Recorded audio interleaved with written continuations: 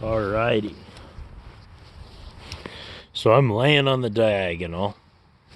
I feel like I'm laying close to what people lay in hammocks. And my feet are kind of, I don't know, they're kind of off the edge. And I actually woke up a couple times like that. They're not completely, like I tuck my feet back in and, change the angle of the hammock and blah, blah, blah. But one of my main points for the winter here,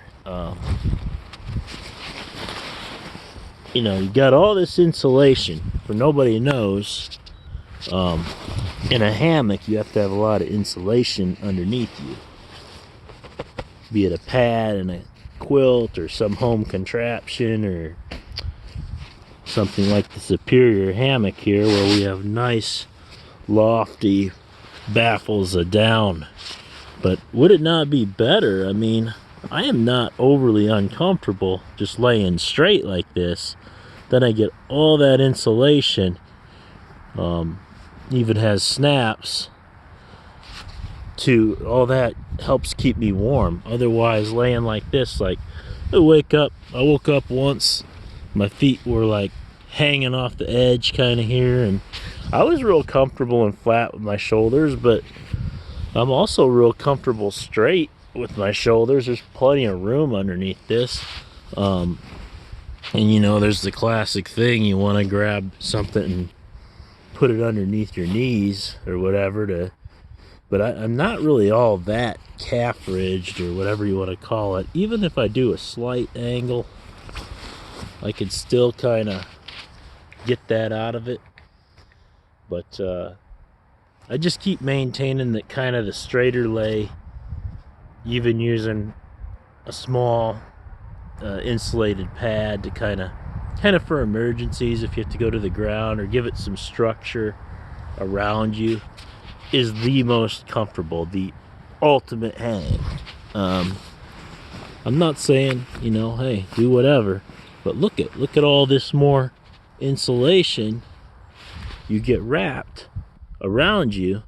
I'm saying you're gonna have to know how to do this, because if it gets real cold, you aren't gonna have a choice. You need that to stay warm, and you're gonna have to know how to straight lay the hammock, so, or whatever you want to call it.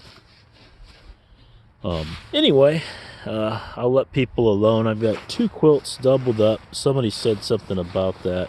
Well, I got a sleeping bag, an REI Magma 30, my go-to currently. And the disadvantage, if you double things up, like I wake up and half the quilt's drooping off this sleeping bag, and it's a little colder, but I give it a little pull. It's not too bad. And I guess, as long, I didn't pay too much attention because I don't use these that often. If you go through the work to snap the quilt around your neck, you might not wake up like I did with half the quilt laying off the hammock and you're just in the sleeping bag part. But overall, these sleeping bags are just way more thermally efficient. Maybe you don't want to squirm around in them or whatever.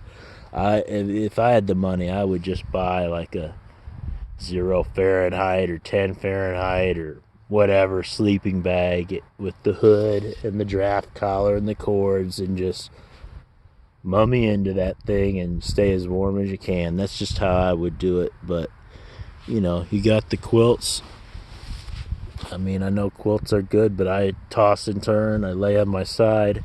I know I did a couple times, even when I had the sleeping bag part. I'm like, oh, that quilt, there's no way that's on me tonight. No, sure enough, like laying off the edge of the hammock and tuck it in and all that stuff. So doubling up things, I mean, in theory, I think could be almost as warm as the same thing if they're just like laying right on top of each other, but it just doesn't work like that. So whatever, but I'm getting by with it, right?